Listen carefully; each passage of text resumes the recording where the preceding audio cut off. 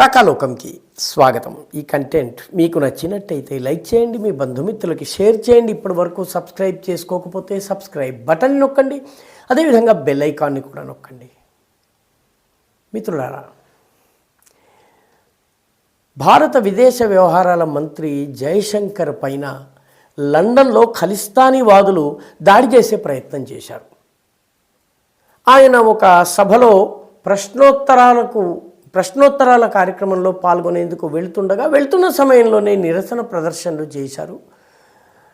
ఆయన బయటకు వస్తుండగా అందులో నుంచి ఒకళ్ళిద్దరు చాలా దగ్గరగా వెళ్ళేటటువంటి ప్రయత్నం చేశారు. దేశ పతాకాన్ని చింపివేశారు.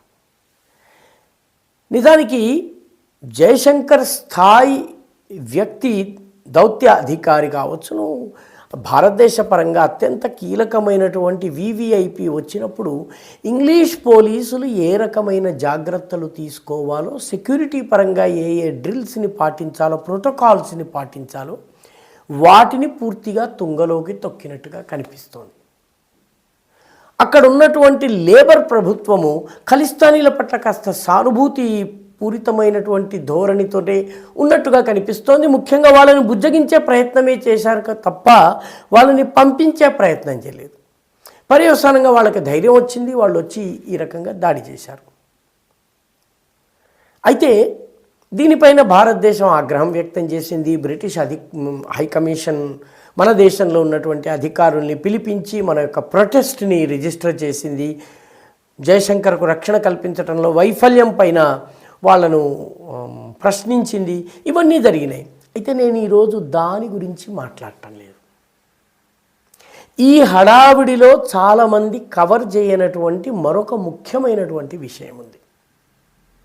మామూలుగా జయశంకర్ ఆచితూచి మాట్లాడటం అలవాటైనటువంటి దౌత్యవేత్త, తలలు పండిన దౌత్యవేత్త. చైనా వంటి అత్యంత క్రిటికల్ దేశంలో దౌత్యవేత్తగా పనిచేయటమే కాదు, రాయబారిగా పనిచేయటమే కాదు, చైనీస్ భాష పైన పూర్తి పట్టు సాధించిన వ్యక్తి. అటువంటి వ్యక్తి ఏ మాట మాట్లాడినా చాలా జాగ్రత్తగా మాట్లాడతారు. అలాంటి జయశంకర్ కశ్మీర్ విషయం పైన వచ్చినటువంటి ఈ ప్రశ్నోత్తరాల కార్యక్రమంలో, చాథామ్ హౌస్ అనేటువంటి చోట జరిగినటువంటి కార్యక్రమంలో, ఈ గంట సేపు కార్యక్రమంలో అది జరిగినటువంటి పద్ధతి మనకి వీడియో అందుబాటులో ఉంది, మనము వెతికి చూసుకోవచ్చును. అందులో పాకిస్తాన్ మూలానికి చెందినటువంటి ఒక వ్యక్తి జయశంకర్ని ప్రశ్నించారు. ఆ ప్రశ్న ఏంటంటే, కశ్మీర్లో ఉన్నటువంటి కశ్మీరీల పైన కని విని ఎరుగనటువంటి అత్యాచారాలు జరుగుతున్నాయి. మీరు ట్రంప్తో మీకు సన్నిహిత సంబంధాలు ఉన్నాయి కాబట్టి ట్రంప్తో మాట్లాడి కశ్మీర్ సమస్య పరిష్కారం దిశగా మీరు చర్యలు తీసుకోలేరా? ఈ ప్రశ్న అడిగిన వ్యక్తి ఖచ్చితంగా మీర్పురి అయి ఉంటాడు. మీర్పూర్ అంటే జమ్మూ కాశ్మీర్ ఆక్రమిత భూభాగానికి చెందినటువంటి మీర్పూర్, కోట్లీ, ముజఫర్పూర్ ఈ ప్రాంతాలలోని మీర్పూర్ ప్రాంతం. మీర్పూర్ ప్రాంతానికి చెందినటువంటి వాళ్ళు రెండవ ప్రపంచ యుద్ధంలో బ్రిటిషర్లకి సైనికులుగా పనిచేశారు కాబట్టి వాళ్లకు రెండవ ప్రపంచ యుద్ధం అయిన వెనువెంటనే ఇంగ్లాండ్లో పౌరసత్వం ఇవ్వడం జరిగింది. ఆ రకంగా అక్కడ సెటిల్ అయిపోయి ఆర్థికంగా బలపడినటువంటి మీర్పురి మూలానికి చెందినటువంటి పాకిస్తానీల్లో ఒకరు ఈ ప్రశ్న వేశారు. కశ్మీర్లో అత్యాచారాలు జరుగుతున్నాయి అని ముందు ఆయన ఒక బాణం వేసి మరీ ఆయన ప్రశ్నించారు. దానికి జవాబుగా జయశంకర్ ఏమాత్రం తడుముకోకుండా ఆయన మాట్లాడారు. జయశంకర్ మాట్లాడిన మాటలు చాలా కీలకమైనవి. ఆయన అన్నారు, కశ్మీర్లో మేము చాలా విషయాలు చేశాము. ఉదాహరణకి కశ్మీర్లో ఆర్టికల్ 370ని తొలగించేశాము. ఆర్టికల్ 370ని తొలగించిన తరువాత జమ్మూ కాశ్మీర్లో ఉన్నటువంటి చాలామందికి సామాజిక న్యాయం లభించింది. అంటే జమ్మూ కాశ్మీర్లో ఆర్టికల్ 370 తొలగడానికి ముందు రిజర్వేషన్స్ లేవు. ఎస్సీ రిజర్వేషన్స్, ఎస్టీ రిజర్వేషన్స్ అమల్లో లేవు. వాటిని మేము అమల్లోకి తీసుకొచ్చాము. దేశవ్యాప్తంగా ఎస్సీ ఎస్టీ రిజర్వేషన్లు ఉన్న జేకేలో లేవు, జమ్మూ అండ్ కాశ్మీర్లో లేవు. దానిని ఆయన సామాజిక న్యాయాన్ని, సమతూకాన్ని, అన్ని వర్గాల ప్రాతినిధ్యాన్ని మేము సాధించాం. మూడవది, మేము చాలా గొప్ప అభివృద్ధి పనులను చేశాం. జమ్మూ కాశ్మీర్లో ఇన్ఫ్రాస్ట్రక్చర్ వైజ్గా చాలా ముందడుగు వేశాం. ఇది చాలా పెద్ద పని. నాలుగవ ముఖ్యమైన పని ఏంటంటే, మేము జమ్మూ కాశ్మీర్లో ఎన్నికల్ని నిర్వహించాం, ప్రజాస్వామ్యబద్ధంగా ఎన్నికలు నిర్వహించాం, దానిలో చాలా భారీగా ప్రజలు పాల్గొన్నారు.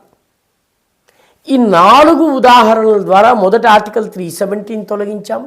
రెండవది, ఇప్పటి వరకు నోరు లేనటువంటి అవకాశాలు దొరకకుండా ఉండిపోయిన వాళ్ళకి అవకాశాలు కల్పించాం, అంటే ప్రాతినిధ్యం పెంచాం. మూడవది, అభివృద్ధి కార్యక్రమాలు చేపట్టాము. నాలుగవది, మాకు స్పందించి ప్రజల నుంచి పెద్ద ఎత్తున మద్దతు వస్తుంది కాబట్టి ఓటింగ్ శాతం పెరిగింది. ఇంకా మిగిలిన ఒకే పని ఉంది. ఆ పని ఏంటంటే, పాకిస్తాన్ మా దగ్గర నుంచి దొంగతనంగా తీసుకున్నటువంటి భూభాగాల్ని తిరిగి తీసుకోవడం. ఇంతవరకు ఏ విదేశ వ్యవహారాల మంత్రి కూడాను పాకిస్తాన్ ఆక్యుపేషన్లో ఉన్నటువంటి, పాకిస్తాన్ కబ్జాలో ఉన్నటువంటి ఈ రకమైనటువంటి పదం, ఇది ఈ ఆక్యుపేషన్ అన్న పదం వాడితే చాలా పెద్ద పదం. ఒకానొక దశలో అయితే అమెరికా ఒత్తిడికి లొంగి ఇండియన్ అడ్మినిస్టర్డ్, అంటే భారత పరిపాలిత కశ్మీర్, పాక్ అడ్మినిస్టర్డ్, పాక్ పరిపాలిత కశ్మీర్, ఈ పదజాలానికి కూడా వచ్చారు. కానీ జయశంకర్ మొట్టమొదటిసారి వాడిన పదజాలం ఏంటంటే, the Kashmir stolen from us, మా దగ్గర నుంచి దొంగతనం చేయబడ్డటువంటి కశ్మీర్, దాన్ని మేము తిరిగి తీసుకుంటాం. ఒకటి పదజాలము, చాలా ప్రధానమైనటువంటి వర్డ్ అయిన స్టోలెన్ అన్న పదం వాడారు. అత్యంత కఠినమైనటువంటి, చాలా ముక్కుసూటిగా స్పష్టంగా చెప్పారు. ఇది ఇంత మటుకు ఏ విదేశ వ్యవహారాల మంత్రి చెప్పనటువంటి విషయం. పాకిస్తాన్ మా దగ్గర నుంచి దొంగతనంగా తీసుకున్నది, దొంగతనం చేసింది మా భూమిని అన్నటువంటి పదాన్ని ఆయన వాడటము అంతర్జాతీయంగా కూడాను మిగతా దేశాలన్నీ కూడాను ఈ పదాన్ని ఎందుకు వాడారు అని చెప్పి డిసెక్షన్ చేయక మానవు. కాబట్టి ఒక పెద్ద చర్చకి ఆయన తెరతీశారు. రెండవది, దాన్ని తిరిగి తీసుకోవడంతో మా పని పూర్తవుతుంది అన్నారు. ఇది చాలా కీలకమైంది. కొద్ది రోజుల క్రితమే మన రక్షణ మంత్రి రాజ్నాథ్ సింగ్ సైన్యానికి సంబంధించిన కార్యక్రమంలో ఇక మిగిలింది ఒకటే పని, అది పాకాక్రమిత కాశ్మీర్ని తీసుకోవటం అన్నారు. అంతకుముందు ఆర్ఎస్ఎస్ సర్సంఘ చాలక్ మోహన్ భాగవత్ కూడాను జమ్మూ కాశ్మీర్ విషయంలో ఇంకా మిగిలింది ఒకటే, అది పాకాక్రమిత భూభాగాన్ని తీసుకోవటమే. ఈ రకంగా మొట్టమొదటిసారి పాకిస్తాన్ కబ్జాలో ఉన్నటువంటి భారత భూమి, పాకిస్తాన్ దొంగిలించినటువంటి భూమిని తిరిగి తీసుకోవడం విషయంలో ఈ దేశంలో ఉన్నటువంటి అత్యున్నత స్థాయిలో ఉన్నటువంటి మంత్రులు, కీలకమైనటువంటి ప్రజా నాయకులు మాట్లాడటం ప్రారంభించారు.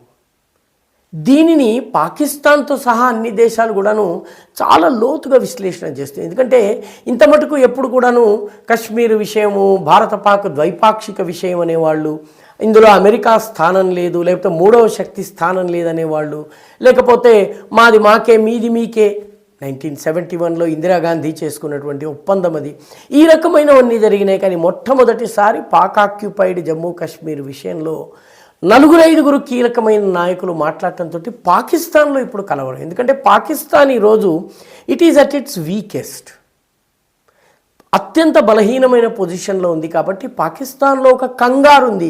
ఈ సమయంలో ఏదైనా సైనిక చర్య జరిగే అవకాశం ఉందా, భారతదేశం కనుక సైన్యాన్ని నడిపిస్తే ఏం జరుగుతుంది, ఇది పాకిస్తాన్ ముందున్నటువంటి ఒక పెద్ద ప్రశ్న.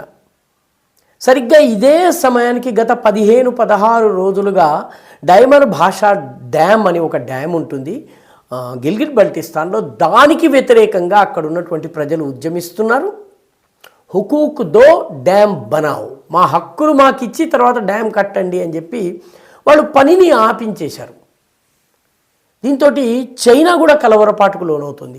గిల్గిట్ బల్టిస్తాన్లో ఈ ఉద్యమం అంటే, గిల్గిట్ బల్టిస్తాన్ మీదుగానే చైనా పాకిస్తాన్ ఎకనామిక్ కారిడార్ ఉంటుంది. ఒకవేళ గిల్గిట్ బల్టిస్తాన్లో ఏదైనా యాక్షన్ జరిగినట్టయితే, అమెరికా భారత్కి సహకరించినట్లయితే, ఈ రెండిటి కారణంగా గిల్గిట్ బల్టిస్తాన్ ఆక్రమిత కశ్మీర్ కనుక భారత్ చేతిలోకి వచ్చినట్టయితే మొత్తము చైనా నుంచి సప్లై సిస్టమే పూర్తిగా పోతుంది. కాబట్టి పాకిస్తాన్ ఇప్పుడు జయశంకర్ ఇంత కఠినమైన పదాన్ని ఇంత నిర్మోహమాటంగా వాడడం వెనుక ఏముంది అని తలలు బద్దలు కొట్టుకుంటోంది. వాళ్ళు జయశంకర్ అన్నటువంటి వ్యక్తి ఇంత తేలిగ్గా మాటలు వదలడు కాబట్టి ఆయన ఈ తరహా పదజాలం వాడుతున్నారంటే ఏదన్నా ఉందా, లేదా ఇది కేవలం ఒక సైకలాజికల్ మైండ్ గేమ్ మాత్రమే ఆడుతున్నారా, లేకపోతే ఇండియా ఏదైనా రహస్యంగా చేయబోతోందా? దీని మీద ఇప్పుడు పాకిస్తాన్లో ఉన్నటువంటి రక్షణ రంగ నిపుణులు కానీ వాళ్ళ విశ్లేషకులు కానీ వీళ్ళందరూ కూడా ఇప్పుడు తలకిందులు అవుతున్నారు. ఇండియా ఏదైనా యాక్షన్ తీసుకుంటే దాన్ని తట్టుకునేటువంటి పరిస్థితిలో పాకిస్తాన్ ఉందా? ఇది కూడా ఇప్పుడు పాకిస్తాన్కి అర్థం కానటువంటి విషయం. మొత్తం మీద చాలా సాఫ్ట్గా కనిపించేటటువంటి మన విదేశ వ్యవహారాల మంత్రి జోర్కా ఝట్కా ధీరేసే లగే అన్నట్టుగా ఒక్క దెబ్బ, ఒక్క స్టేట్మెంట్, స్టోలెన్ ఫ్రమ్ అస్ అన్నటువంటి ఒక మాటతోటి కశ్మీర్కి పాకిస్తాన్కి కంటి మీద కునుకు లేకుండా చేశారు. ఈ వీడియో మీకు నచ్చినట్టయితే లైక్ చేయండి, షేర్